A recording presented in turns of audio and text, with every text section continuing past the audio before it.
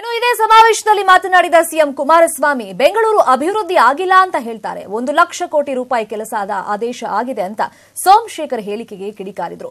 ಪದೇ ಪದೇ ಚರ್ಚೆ ಮಾಡ್ತಾರೆ. ಎಷ್ಟು ದಿನ ಅಂತ ನಾನ್ ಸಹಿಸಿಕೊಳ್ಳೋಕ್ ಸಾಧ್ಯ, ಹೀಗಾಗಿ ರಾಜೀನಾಮೆ ಮಾತಾಡಿದೆ ಅಂತ ರಾಜೀನಾಮೆ ಹೇಳಿಕೆ ಬಗ್ಗೆ ಸ್ಪಷ್ಟನೆಯನ್ನ ಕುಮಾರಸ್ವಾಮಿ ಕೊಟ್ರು. ಒಂದು ವರ್ಗಾವಣೆ ವಿಚಾರದಲ್ಲಿ ನನ್ನನ್ನ ದೂರ್ತಾ ಇದ್ದಾರೆ. ನಾನು ವರ್ಗಾವಣೆ ದಂಧೆ ಮಾಡಬೇಕಾ ಅಂತ ಪ್ರಶ್ನೆಯನ್ನ ಮಾಡಿದ್ರು. ಅಲ್ಲದೆ ಜನರಿಗೆ ಮೋಸ ಮಾಡಿ ನಾನ್ ಸಿಎಂ ಸ್ಥಾನದಲ್ಲಿ ಇರ್ತೀನಾ, ಮತ್ತೆ ಅಧಿಕಾರಕ್ಕೆ ಅಂಟ್ಕೊಂಡಿಲ್ಲ ಅಂತ ಸಿಎಂ ಎಚ್ಡಿ ಕುಮಾರಸ್ವಾಮಿ ಹೇಳಿದ್ರು. ಇದೇ ವೇಳೆ ಬಿಎಸ್ ಯಡಿಯೂರಪ್ಪ ಸರ್ಕಾರವನ್ನ ಟೀಕಿಸಿದ್ದಕ್ಕೂ ಸಿಎಂ ತಿರುಗೇಟನ್ನ ಕೊಟ್ಟಿದ್ದಾರೆ.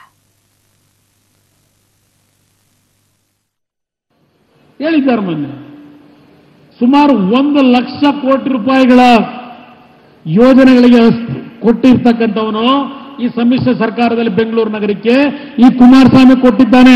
12 ವರ್ಷ ನಡೀಲಿಲ್ಲ ಕೆಲಸ.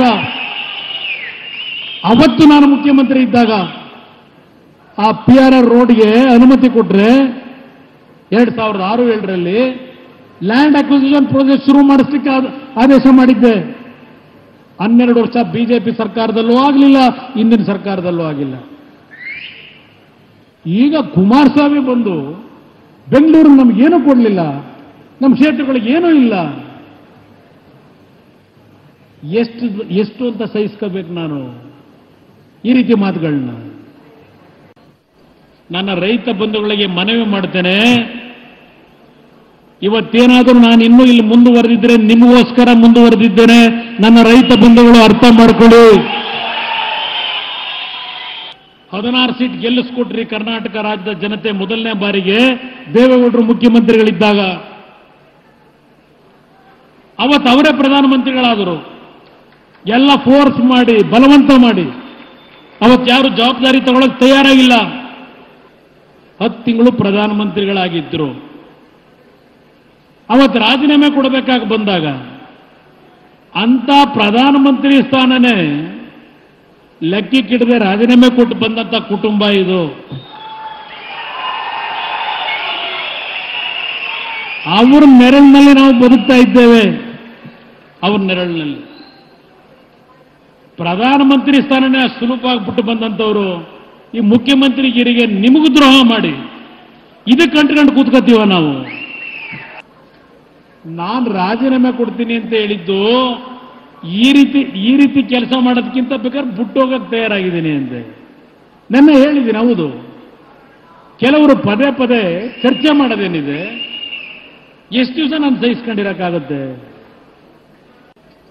ನನ್ನ ರೈತ ಬಂಧುಗಳಿಗೆ ಹೋಗಿ, ಚಿತ್ರದುರ್ಗಕ್ಕೆ ಹೋಗಿ, ಅಧಿಕಾರಿಗಳಿಗೆ ಏನು ಕತ್ತೆ ಕಾಯ್ತಾ ಇದ್ದೀರಾ? ಯಾರ ರೈತ ಸತ್ತ 15 ದಿವಸ ಆಯಿತು ಚಳ್ಳಕೆರೆ ಒಳಗೆ. ಆ ರೈತನ ಕಷ್ಟ ಏನು ಕೇಳಲಿಲ್ಲ ಹೋಗಿ ಯಾರು? ಇಲ್ಲಿ ಬದುಕಿದ್ದೇನೆ ಯಡಿಯೂರಪ್ಪನವರೇ, ನಿಮ್ ತರ ಡೋಂಗಿ ರಾಜಕಾರಣ ನಾನು ಮಾಡೋದಿಲ್ಲ.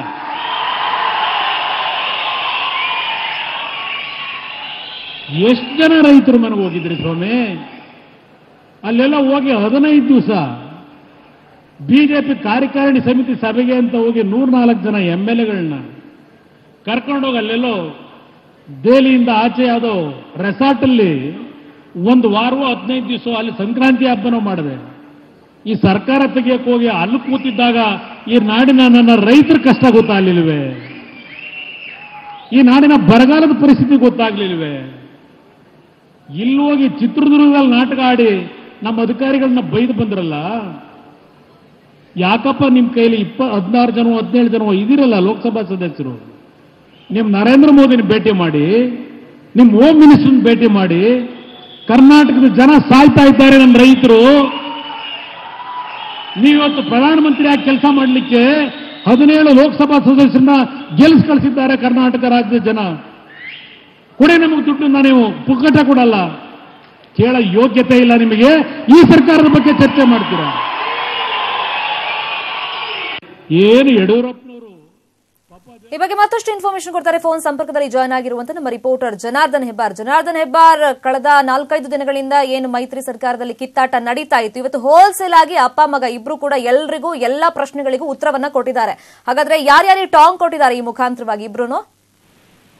ಶರ್ಮಿತಾ, ಬೆಂಗಳೂರಿನ ಅರಮನೆ ಮೈದಾನದಲ್ಲಿ ನಡೆದಂತಹ ಜೆಡಿಎಸ್ ಸಮಾವೇಶದಲ್ಲಿ ಇಬ್ಬರೂ ಸಹಿತ ನೀವು ಹೇಳಿದಾಗೆ ತಂದೆ ಮಗ ಇಬ್ಬರೂ ಸಹಿತ ಕಾಂಗ್ರೆಸ್ಗೆ ಪರೋಕ್ಷವಾಗಿ ಎಚ್ಚರಿಕೆಯನ್ನು ಕೂಡ ಕೊಟ್ಟಿದ್ದಾರೆ. ಸಿದ್ದರಾಮಯ್ಯನವರಿಗೆ ಅದರಲ್ಲೂ ನೇರವಾಗಿ ಸಂದೇಶವನ್ನು ರವಾನೆ ಮಾಡಿದ್ದಾರೆ. ನಿಮ್ಮ ಹೇಳಿಕೆಗಳು, ನಿಮ್ಮ ಈ ರೀತಿ ನಡವಳಿಕೆಗಳೆಲ್ಲವೂ ಕೂಡ ನಮ್ಮ ಗಮನಕ್ಕೆ ಬಂದಿದೆ ಅನ್ನೋದನ್ನು ಕೂಡ ದೇವೇಗೌಡರು ತಮ್ಮ ಮಾತಿನ ಮೂಲಕ ಸ್ಪಷ್ಟಪಡಿಸಿದ್ದಾರೆ. ಹಿಂದೆ ತಾನು ಮುಖ್ಯಮಂತ್ರಿ ಆಗ್ಬೋದಿತ್ತು, ಉಪಮುಖ್ಯಮಂತ್ರಿ ಆಗ್ಬೋದಿತ್ತು, ಎಲ್ಲವನ್ನೂ ಕೂಡ ಯಾವ ಸಂದರ್ಭದಲ್ಲಿ ಹೇಳಿದ್ದಾರೆ. ಅದೆಲ್ಲಕ್ಕೂ ಕೂಡ ಉತ್ತರವನ್ನು ದೇವೇಗೌಡರು ಕೊಟ್ಟಿದ್ದಾರೆ. ಇನ್ನು ಕುಮಾರಸ್ವಾಮಿ ಸಹಿತ ನಾನು ಎಷ್ಟು ದಿನ ಸಹಿಸಿಕೊಳ್ಳಿಕ್ ಸಾಧ್ಯ, ನಾನು ಜನರಿಗೋಸ್ಕರ ಎಷ್ಟು ದಿನ ಸಹಿಸಿಕೊಂಡಿದ್ದೇನೆ, ಈ ಸರ್ಕಾರದಲ್ಲಿ ನಾನು ಮುಂದುವರೆದಿದ್ದೇನೆ ಅಂದ್ರೆ ಅದು ಜನರಿಗೋಸ್ಕರ ಮಾತ್ರ. ಪ್ರಧಾನಮಂತ್ರಿ ಹುದ್ದೆಯನ್ನೇ ಬಿಟ್ಟು ಬಂದಂತ ಕುಟುಂಬ ನಮ್ಮದು, ಅಂತದ್ರಲ್ಲಿ ಸಿಎಂ ಹುದ್ದೆಗೆ ನಾನು ಅಂಟ್ಕೊಂಡು ಕುತ್ಕೊಂತೀನಿ ಅನ್ನೋ ಮಾತನ್ನು ಕೂಡ ಇವತ್ತು ಸ್ಪಷ್ಟವಾಗಿ ಮುಖ್ಯಮಂತ್ರಿಗಳು ಹೇಳಿಕೆಯನ್ನು ಕೊಟ್ಟಿದ್ದಾರೆ. ಯಾರ್ಯಾರೋ ಪದೇ ಪದೇ ಬೆಂಗಳೂರಿನ ಅಭಿವೃದ್ಧಿ ಆಗಿಲ್ಲ ಅನ್ನೋದು ಮಾತನ್ನ ಹೇಳ್ತಾರೆ ಅಂತ ಹೇಳಿ ಎಸ್.ಟಿ. ಸೋಮಶೇಖರ್ ಅವರ ಮಾತಿಗೆ ಟಾಂಗ್ ಕೊಡ್ತಾ ಬೆಂಗಳೂರಿಗೆ ಎಷ್ಟೆಲ್ಲ ಹಣವನ್ನ ಬಿಡುಗಡೆ ಮಾಡ್ತಾ ಇದೀವಿ, 12 ವರ್ಷದಿಂದ ಆಗದಿರೋದೇ ಕೆಲಸಗಳನ್ನ ಈಗ ಮಾಡ್ತಾ ಇದೀವಿ, ಆದ್ರೆ ಈಗ ಇವ್ರು ಏನು ಕೆಲಸ ಆಗಿಲ್ಲ ಅನ್ನೋದು ಮಾತನ್ನ ಹೇಳ್ತಾ ಇದ್ದಾರೆ. ಪದೇ ಪದೇ ಈ ರೀತಿ ಮಾತನ್ನ ಹೇಳ್ಕೊಂಡು ಕೂತ್ಕೊಳ್ಳಕ್ಕೆ ಸಾಧ್ಯ ಇಲ್ಲ ಮತ್ತು ಅಧಿಕಾರ ಕಂಡುಕೊಂಡು ಕೂತ್ಕೊಂಡಿರುವಂತ ವ್ಯಕ್ತಿನೂ ಕೂಡ ನಾನಲ್ಲ ಅಂತ ಹೇಳಿ ಕುಮಾರಸ್ವಾಮಿ ಇವತ್ತು ಸ್ಪಷ್ಟವಾಗಿ ಹೇಳಿದ್ದಾರೆ. ಇದೇ ರೀತಿ ಮುಂದುವರೆದ್ರೆ ಅದಕ್ಕೊಂದು ಟೈಮ್ ಅಂತ ಇರುತ್ತೆ, ಒಂದು ಅಂತಿಮ ಘಟ್ಟಕ್ಕೆ ಬಂದಿದ್ದೀವಿ ನಾವು ಅಂತ ಮಾತನ್ನು ಕೂಡ ದೇವೇಗೌಡರು ಇವತ್ತು ಹೇಳಿದ್ದಾರೆ. ಇದು ಅಂತಿಮ ಹಂತದಲ್ಲಿದ್ದೀವಿ, ಅಂತಿಮ ಘಟ್ಟದಲ್ಲಿದ್ದೀವಿ ಅನ್ನೋ ಮಾತನ್ನ ದೇವೇಗೌಡರು ಇವತ್ತು ಸ್ಪಷ್ಟವಾಗಿ ಹೇಳಿದ್ದಾರೆ. ಅಂದ್ರೆ ಇದು ಕಾಂಗ್ರೆಸ್ಗೆ ನೇರವಾದಂತ ಎಚ್ಚರಿಕೆ. ಇದು ಪುನರಾವರ್ತನೆ ಆದ್ರೆ ಮುಂದೆ ಏನಾಗುತ್ತೆ ಅದು ನಮ್ಮ ಕಂಟ್ರೋಲ್ ನಲ್ಲಿ ಇರಲ್ಲ ಅನ್ನೋ ಮಾತನ್ನು ಕೂಡ ಇವತ್ತು ದೇವೇಗೌಡರು ಹೇಳಿದ್ದಾರೆ. Sharmita, okay, thank you Janardhan Hebbar, ತಮ್ಮೆಲ್ಲ ಇನ್ಫಾರ್ಮೇಶನ್